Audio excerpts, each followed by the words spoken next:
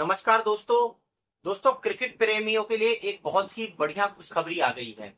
खुशखबरी ये है दोस्तों कि भारत और पाकिस्तान का क्रिकेट मैच हो सकता है अब।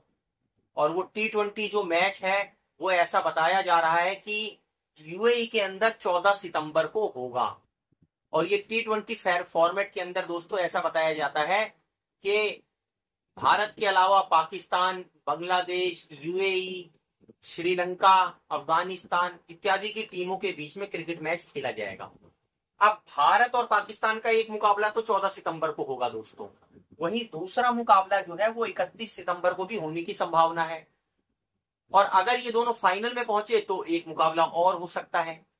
अब दोस्तों, क्रिकेट प्रेमियों के लिए तो ये खुशखबरी की खबर है कि वो मैच देखेंगे। भारत पाकिस्तान का मैच तो अपने आप में ही ऐसा लगता है कि क्रिकेट मैच के अंदर ही भारत पाकिस्तान का ऐसा लगता है कि सेनाओं का युद्ध शुरू हो गया है, उसका आनंद लेने लगते हैं लोग।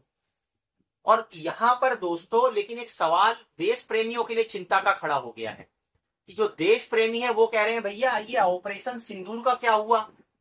ये ऑपरेशन जो सिंदूर था ये किसके खिलाफ सरकार ने चलाया था। भाई, सरकार तो बोल रही थी पाकिस्तान के खिलाफ ऑपरेशन सिंदूर चलाया गया और अभी भी जारी है। और सेना ने भी बताया कि ऑपरेशन सिंदूर अभी जारी है। तो भैया, जब पाकिस्तान के खिलाफ ही ऑपरेशन सिंदूर है तो फिर ये उससे क्रिकेट मैच खेलने की इतनी गलबैयां क्यों, इतनी जल्दबाजी क्या है। जब ऑपरेशन चालू है तो उसी समय में क्रिकेट मैच क्यों।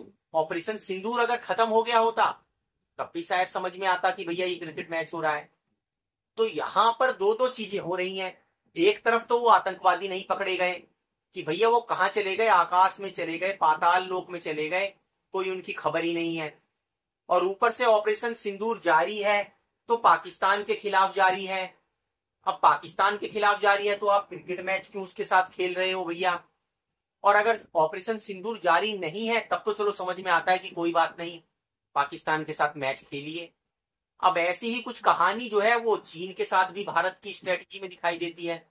अब इतने सालों के बाद गलवान का जब जो झड़प हुई थी, युद्ध हुआ था भारत और चीन के बीच में, उसके बाद चीन का वीजा दोबारा से शुरू कर दिया। अब चीन जो है वो जयशंकर पहुंच गए और उसके कुछ समय बाद जो है यहाँ पे खबरें आने लगी कि चीन को जो है अब वो वीजा मिलेगा। और भैया अब दोबारा से काम, वहां चीन दूसरे काम कर रहा है। चीन अपने जो तकनीशियन है, अपने जो कारीगर हैं उनको बोल रहा है भैया भारत छोड़ के न जाओ, निकलो। और हम चीन को वीजा देने में लगे हुए हैं। और उसके ऊपर भी बात सुनिए मजे की, और सब चीजें हो रही है चीन के साथ, लेकिन देश की सुरक्षा को टिकटॉक ऐप से बहुत खतरा है, हेलो ऐप से बहुत खतरा है, इसीलिए वो बैन है।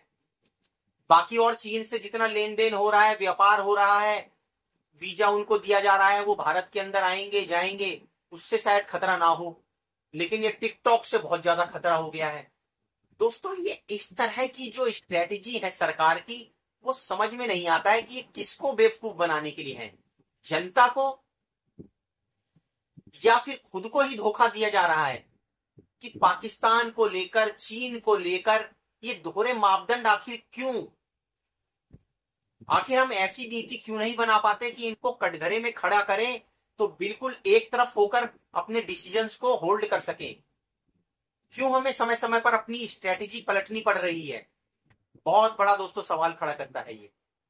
और इस मुद्दे पर दोस्तों आप भी कमेंट करके अपनी राय हमें जरूर रखिए कि अगर ऑपरेशन सिंदूर जारी है तो भैया फिर ये मैच जो है वो भारत पाकिस्तान का करने की क्या जरूरत है। अपनी राय दोस्तों जरूर रखिए।